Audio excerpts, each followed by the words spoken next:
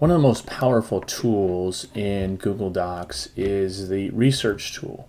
So I want to spend some time talking about the research tool and how you could use this, or students could use this, in order to complete a research project in Google Docs.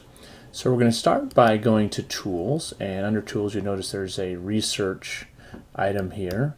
When I click on that, it's going to put a panel over here on the right hand side, and we're just going to start off by searching for everything, and we're going to search for dolphins. I'm going to type in dolphins here, and it's going to go in, it's going to say, okay, what do we need to find out? So notice that some of the Miami Dolphins stuff comes up, but it starts to kind of take and bring in this different data here for for example, some dolphin facts. It even brings in some images here. So I might start off by kind of going here and maybe previewing this item here, and notice it looks like there's some pretty good information in here.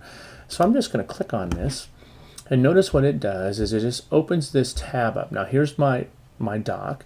Here's the tab that just opened up for my dolphins research.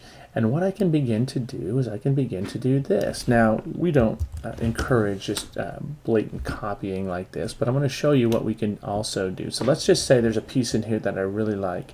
I'm going to come to my dolphin report. I'm going to do a copy and paste. That's going to put that in here. I'm going to use this little contract icon here to move this out of the way. And now that I have this in here, I even have links to these different places that help me to identify the dolphin, the family that they are part of, and those things. So now I need to cite this. So if I come back over to here to my web results, you notice that as I hover over there, I have the ability to come over here and click on Cite.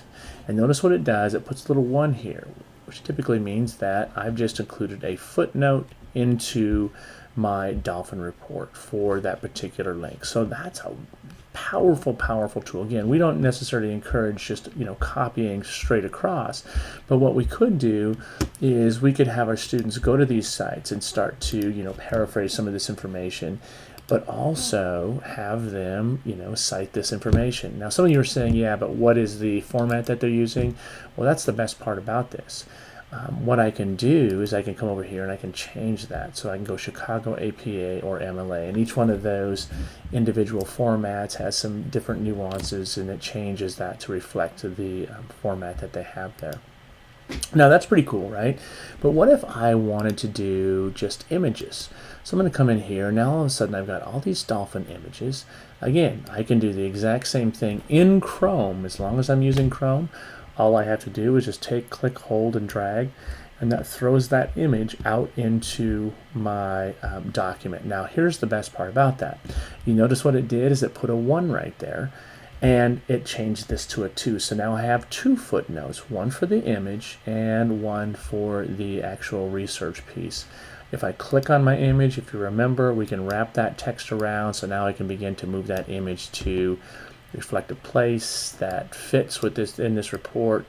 Clicking on this, I bring it to the top here, text is wrapped, and now I have an image in there. Again, I can do that for multiple images. I want you to also notice that I can come down into Scholar, and I can look at scholarly articles here. I can cite this as a footnote if I need to. So what I want you to really understand is that this is a powerful tool that students and teachers can use as a way to find pertinent information about different research topics that you're having your students work on.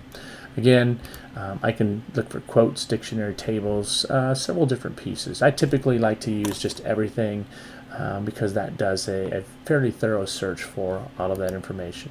So if you like that, I encourage you to try that out and use that. I'm going to have you do an assignment to show that you understand how to use that item, but just worth going out and just playing a little bit with that particular item so that you become more familiar with it and you have a chance to use that.